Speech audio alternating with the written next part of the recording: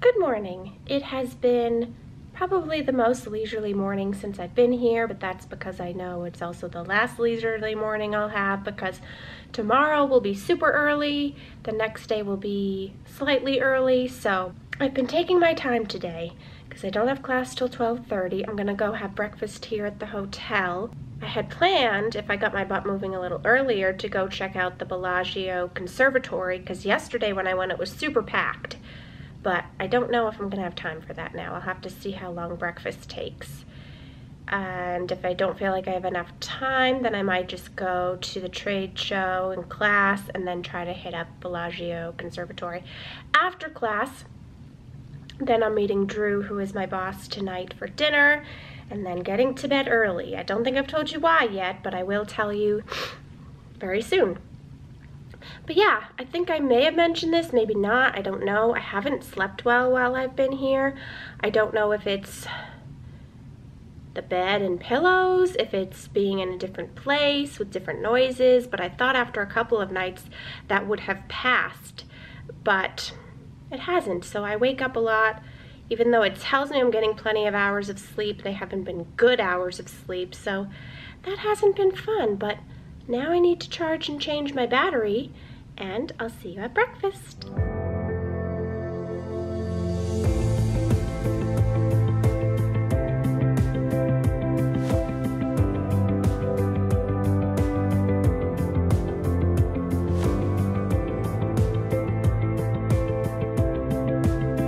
I did not check in with you after breakfast. I've since gone to class and the trade show. Now I'm at Bellagio because the only other thing I wanted to do was check out the conservatory. So I'm gonna go do that now. It's probably gonna be crowded, but I'll do my best to get what I can for you. The nice thing about the conservatory is it changes for every season. So this would be like their spring display, but it will change for summer, winter, and fall. So it's different every time you come. And it's all made of flowers and plants.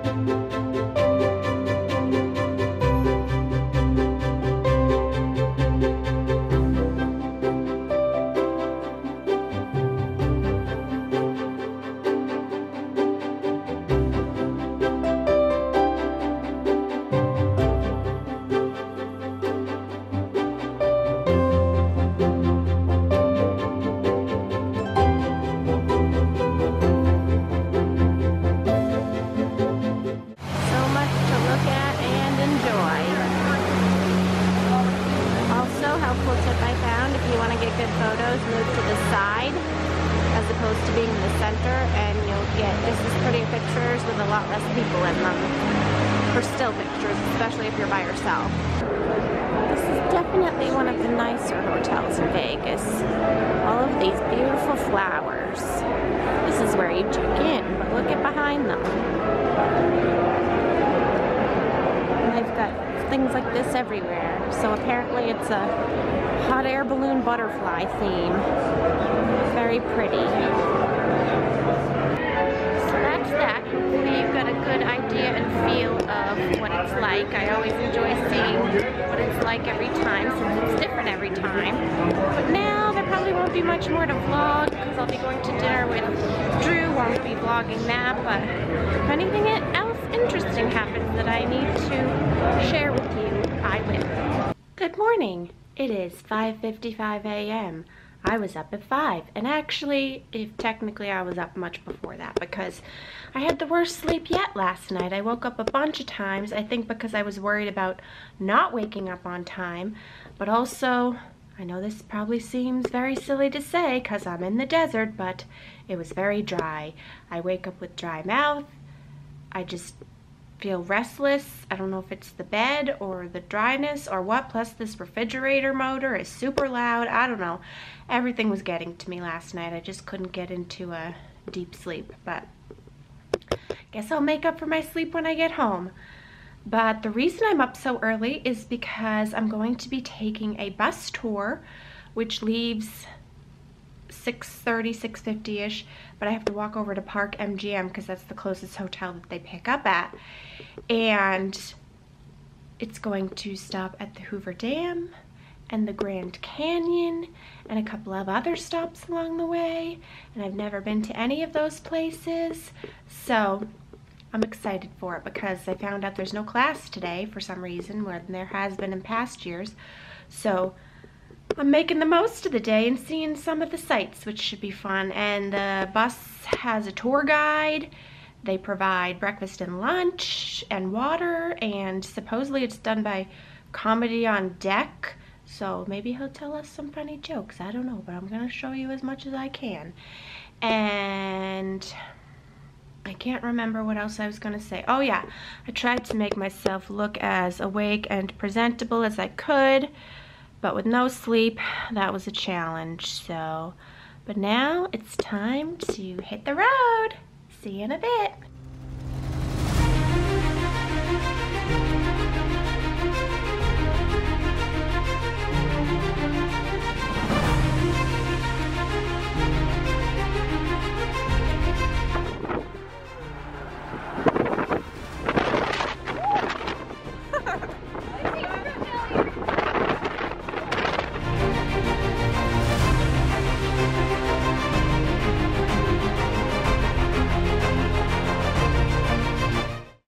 Joshua trees on either side of us. There's a bunch of them around here. There are those trees that have the little green spikes on the end of them. Those are a Joshua tree. They only live here in the Mojave Desert. There's only one known pollinator of the Joshua tree, is the yucca moth. They live in a symbiotic relationship, so the yucca moth lives in the Joshua tree and lays its eggs in there, and in turn pollinates the Joshua tree all around. So every single Joshua tree you're going to see here, they are all pollinated by the yucca moth. What's interesting about Joshua trees is they don't grow rings like regular trees, so it can be kind of hard to figure out exactly how old they are. But they grow about 2 to 3 inches a year, and each branch usually takes about 10 years to form. So if you count branches, some of these trees are hundreds and even thousands of years old that we're seeing out here. And we're actually going to be driving through here pretty soon. The Joshua Tree Preserve Forest is the second highest concentration of Joshua trees anywhere in the world. The only place with more Joshua trees is, of course, Joshua Tree National Park. So yeah, we're going to be driving through that pretty soon. But before we get there, we're going to be driving through a pistachio farm. Did you guys know they grow pistachios out here in the middle of the desert? So pistachio trees are native to the Middle East, so they're used to this hot, arid climate. And that's another reason they grow them there. Also, the creosote bush, they poison the soil. One of the ways to naturally clean up and rejuvenate that soil is through the pistachio tree. So they grow them out here in the desert for those two reasons. There is no water in this area around here. This is the Dolan Springs general area. And the groundwater here is too low to dig a well. So all of the water they use for all the people who live out here, all the farming that's done out here, they have to send in that water on trucks. The nearest big city is 70 miles away, Kingman, Arizona. So all that water has to be sent in on trucks. I want to talk a little bit more about who our hosts are going to be today. So we're going to the west rim of the Grand Canyon. If you've ever been to the Grand Canyon before, you probably went to the south rim. That is where the national park is. That's the most populated. That's where the most people are. That's the most touristy part of the canyon, is the south rim. That's about twice as far east of here. So about another 2 hours east of where we are right now. That's where the south rim is. We're going to the west rim, and the west rim is on the Hualapai Native American Reservation. So the Hualapai have lived in this area for a long, long time now. They are the true experts of the canyon. They've lived in this area for a long time. The Hualapai, in that language they speak, it means people of the tall pines. Walla is the tall pines, Pai is the people of, so they are the people of the tall pines. I don't know if you noticed, not a lot of pine trees around here. But as we get closer up in elevation, we're going to be accelerating about another 2,000 feet upwards. And when we get around 3,000 4,000 feet, that's when we're going to see a transition from this low desert that we're in right now to a high desert. So deserts are deserts most of the time because there's mountain ranges around them, and those mountain ranges soak up all of the precipitation. So when you're up at a higher elevation, you get a lot more rainfall, and that's when you get a little bit different plant life. So up on at the Grand Canyon, we're not going to be seeing any Joshua trees, but we are going to be seeing lots of cedar and pinyon pine trees up there. People always ask me, are there rattlesnakes out here? And the answer is yes. There are 12 rattlesnake species in the world. 6 of them live right here in the Mojave Desert. The most aggressive is the Mojave Green rattlesnake. If you are in front of a male Mojave Green rattlesnake, it is going to strike you. That's just going to happen. But do not worry, guys. Very rare that you're going to see a snake out here. The snakes know where the people hang out at, and they try to avoid us. So as long as we stay on the walking paths and we don't go wandering into the desert, you're not going to run into a snake. If you do happen to run into a snake, here's what I want you to do. I want you to step on its neck and then call me over, because I want to see it. The other thing we have out here that people worry about are scorpions. Do we have scorpions? Yes. They live in the crevices of the canyon, like in the walls. So as long as you don't go sticking your hand inside the Grand Canyon, you're not going to run into a scorpion. I had a couple ladies on my bus a few weeks ago who found a scorpion that they thought was dead. Wasn't dead. They go to touch the scorpion, and luckily it runs away in time, but yeah, not fun to get stung by a scorpion. It won't kill you unless you're allergic to bees. If you're allergic to bees, then yes, it'll kill you. But if you're not allergic to bees, it doesn't kill you, but it's not fun either. So let's try not to get stung by a scorpion. Just don't touch them. Even if there is a really dead scorpion, like an actual dead scorpion, don't touch it. The stinger still works when it's dead. So we're not going to touch any animals today. Inside, you can see the Grand Wash Cliffs in the background. Those mountains that kind of look like a staircase, those are the Grand Wash Cliffs. Well, as we make this turn, those Grand Wash Cliffs will be directly in front of us, and we'll have these Joshua trees, tens of thousands of them, on either side of us.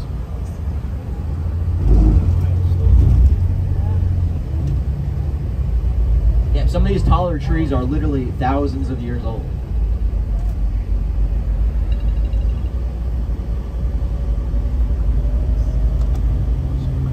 So those Grand Wash Cliffs directly in front of us, the reason they kind of look like a staircase is, scientists say a long time ago, this area was covered underneath an ocean.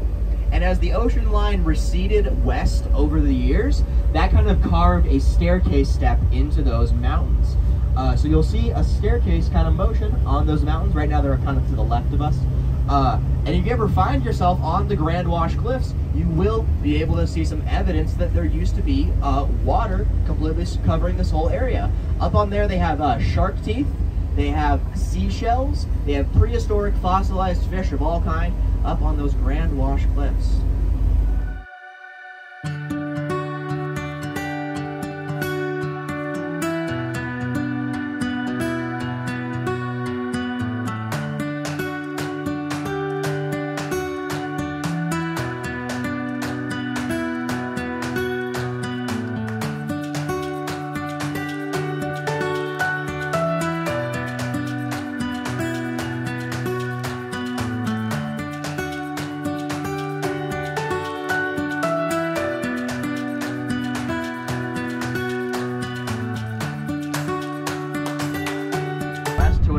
Miles. The perimeter around is 2,660 miles. At its deepest point, it is about 1 mile deep. At its widest, it is 18 miles wide. Where we're going to be at today, it's about 4,000 feet deep and 3 miles wide. So when you're standing on the west rim, what you're looking at across is the north rim. That north rim is about 3 miles away and about another 2,000 feet higher in elevation. Oh, people always try to do this. Guys, don't take rocks from the Grand Canyon. You guys know not to do that, right? Okay, yeah. For those of you who don't know, like, famously bad luck. I'm not a very, like, superstitious person, but, like, I believe in this. I, like, know firsthand of people who have taken rocks from the canyon and then mailed them back to the Grand Canyon because it was, like, ruining them. I'm being very serious. Like, don't take a rock from the Grand Canyon. I had somebody take I'm being very serious when I say this. I had someone take a rock on my bus a couple days ago. We got a flat tire on the way home. It's very real. Aside from the fact that it's part of their sacred land. It's like, yeah, literal sacred land, yes. So yeah, don't take anything from it.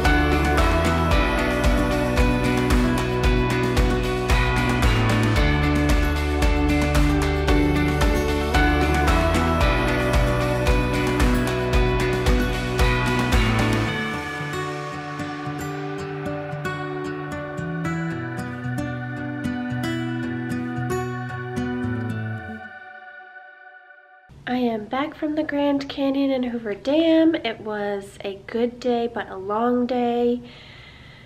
And I still have to pack and shower before flying out tomorrow. So if I have more thought in the morning, I'll try to update you. But basically, it was slightly terrifying because I'm afraid of heights, and both the Hoover Dam and the Grand Canyon are very high. The Hoover Dam was a little harder because it's just on a narrow bridge over this big drop, and I didn't like getting close to the railing or anything like that.